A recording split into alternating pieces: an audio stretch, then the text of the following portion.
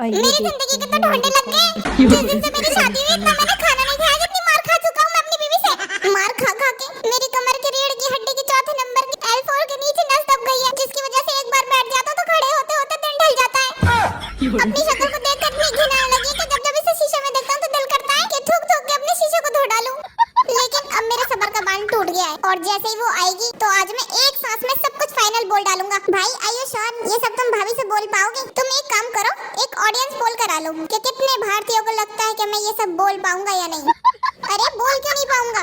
चलो मान लो मैं नहीं बोल पाया, मेरे अंदर डर की वजह से हिम्मत नहीं हो पाई, मेरे होठों ने उसके सामने खुलने से मना कर दिया, तो मैंने इसलिए सारी बातें पर्चे पे लिख रखी हैं और जैसे ही वो आएगी मैं उसके मुंह पे फेंक के मारूंगा और बोलूंगा कि आ गई तुम? हाँ लेकिन तुम इतनी तेज तेज किससे बात कर रहे थे? अच्छा हॉबी भाई मैं आपसे थोड़ी देर में बात करता हूँ, तुम्हारी भाभी आ गई। ओके भाई all the best, thank you bye. वो हॉबी भाई का फोन था। तुम्हें पता है आज क्या हुआ? नहीं मुझे नहीं पता क्या हुआ। मैं बताती हूँ। आज मार्केट में मुझे एक आदमी मिला, वो काफी भूखा लग रहा था तो मैंने उसे खाना खिला दिया और बाद में पता चला कि वो बहुत पहुंचा हुआ इंसान था। क्यों ऐसा कहाँ पहुंचा दिया उसने तुम्हें? अरे पहुंचा हुआ मतलब पढ़ा लिखा इंसान था और खुश होकर उसने मेरा चेहरा पढ़ा और वही सारी बातें बताई जो मेरे साथ हो चुकी थी। और पता है उसने आखिर में मुझसे क्या कहा कि आज मुझे अपने गुस्से पे कंट्रोल रखना पड़ेगा क्योंकि आज मेरा कोई अपना मुझसे कुछ ऐसी बात कह सकता है जिसे सुनकर मैं उसका मर्डर कर सकती हूँ।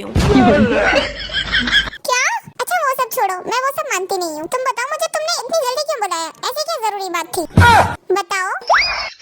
कुछ नहीं, मुझे बस तुम्हारे ये ब्लॉन्डे बाल देखने थे। ब्लॉन्डे नहीं होता, उसे ब्लॉन्ड कहते हैं। हाँ हाँ वही। वैसे तुम्हारे हाथ में ये पेपर कैसा है? कुछ नहीं, फ्री बैठा था तो घर का सामान लिख रहा था जो खत्म हो गया है। और ये तुम्हारा दोस्त तुम्हें ऑल द बेस्ट क्यों बोल रहा था? वो उसे लग रहा था कि मुझे तुम्हारे ब्लॉन्डे बाल देखकर कहीं मुर्गी का दौड़ाना पड़ जाए। अच्छा ये सब छोड़ो, मुझे बहुत ज्यादा थकान हो रही है, तुम मेरे लिए एक कप चाय बना दो। बाईं आंख खड़क रही है, आज कुछ अच्छा होएगा। हेलो, मैं लोन डिपार्टमेंट की तरफ से टेउंग बात कर रहा हूँ। इस नंबर की सेवाएं बंद है, मैं कंप्यूटर बात कर रहा हूँ। यकीन ना हो तो हॉबी भाई से पूछ लो जिन्होंने मुझे बनाया है। इसकी भैंस का पिलौटा मारूं? हेलो, बनवाऊं तो से रोबोट? चुपचाप लोन के पैसे वापस कर दे। जब नहीं है तो किसी से क्या छीन के दे दूं? तो वो लोन लिया क्यों था? क्योंकि पैसा नहीं था। तो वापस क्यों नहीं दे रहे हो? क्योंकि पैसा नहीं है। तो पैसे कब आएंगे? जब ऊपर वाला देगा। और ऊपर वाला कब देगा? तुम पता कर लिया, मेरी बात नहीं हुई है उससे। अरे हबले तेरे पैसे लेने को क्या मैं ऊपर जाऊंगा? हाँ चले जाओ, मेरा नाम ले लियो, मैंने मांग रखी है उससे। मैं तेरा सर फोड़ दूंगा, याद रख। तुम लोन माफ कर दियो यार, माफ कर दियो सर। ये याद रखना कि हराम का पैसा लगता नहीं है। तुम्हें नहीं लगता होगा, हमारा खूब वजन बढ़ गया। मेरी छुट्टी कर दो यार। जी बताइए, हम थाने से हैं। कल चोरी हुई थी। हाँ जिमिना के घर हुई थी। कौन है जिमिना? इस घर का मालिक। इस घर का मालिक कौन? मैं। कब से रहते हैं यहाँ पर? जब से शादी हुई है। कब हुई थी तुम्हारी शादी? अरे सर मैं तो कुआरा हूँ, जब से मम्मी पापा की शादी हुई है ना तब से रह रहे हैं इस घर में। अच्छा मम्मी पापा की? अबे तेरे मम्मी पापा कहाँ हैं? आई एम सॉरी भाई साहब, हमें नहीं पता था तुम्हारे मम्मी पापा मर गए। अरे सर मेरे मम्मी पापा नहीं मरे, वो तो ऊपर वाले रूम में है। अबे कैसा पागल लड़का है तू? ये बता क्या क्या चोरी हुआ है तेरे घर में? 10 लाख कैश और 5 किलो सोना। 10 लाख रुपए और 5 किलो सोना, जल्दी लिखो जल्दी। क्या करता है तू? सर मजाक करता हूँ। अबे पकड़ साले को, इसको जेल में डालेंगे। तुमसे मैंने सब्जी लाने को कहा था, लेके क्यों नहीं आए? अरे यार मैं भूल गया था। तुम ना एक नंबर के डोंकी हो, डोंकी। अरे यार डोंकी मत बोलो, अब मैं ले आऊंगा ना। मैं तो बोलूंगी तुम डोंकी हो, डोंकी हो, डोंकी हो। अरे बहू क्या हुआ? मेरे बेटे को डोंकी डोंकी कह रही है। डोंकी का मतलब क्या होता है? अरे बाबूजी डोंकी का मतलब होता है बहुत समझदार आदमी। अच्छा इसका मतलब मेरा बेटा तो बहुत बड़ा डोंकी है। और हाँ बेटा, तेरे घर में कोई डोंकी नहीं है, बस तेरी मम्मी थोड़ी सी डोंकी है।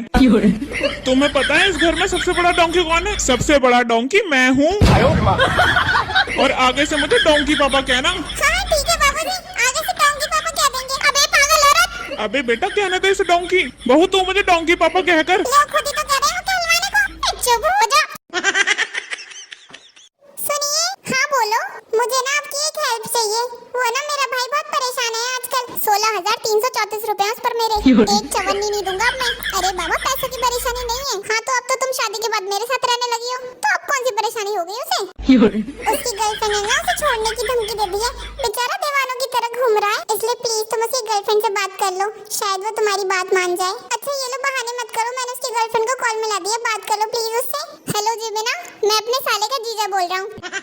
अपनी इकलौती बीबी की इकलौती कसम खा के बोल रहा हूँ कि मेरा साला बहुत प्यार करता है तुम्हें, तुम्हारे बिना जी नहीं सकता है वो। जब से तुमने उसे छोड़ने की धमकी दी है, मानो तुमने उबलते दूध पर नींबू की छींटे मार दी हो। फट गया है बेचारा अंदर से, दिन पहनते के लोटे की जैसे लौटता रहता है जमीन पर, तुम्हारी याद में बेचैनी से। मुंह खोलता है जब तो सड़ा हुआ अंडे के बदबू के जैसे भपका मारता है उसके मुंह से, क्योंकि तुम्हारी याद में न नहा रहा है न धो रहा है। यहाँ तक कि लोग उसके नाखूनों से खीरे छिलवाने आ रहे हैं, इतने लंबे लंबे नाखून हो गए उसके। पागल दीवाना हो गया तुम्हारे प्यार में। एक बार तो जिमिना करते करते एक लेडीज टॉयलेट में घुस गया, बेचारे को तब तक मार पड़ी जब तक वो सर के बल न निकला बाहर। अरे चुप हो जा।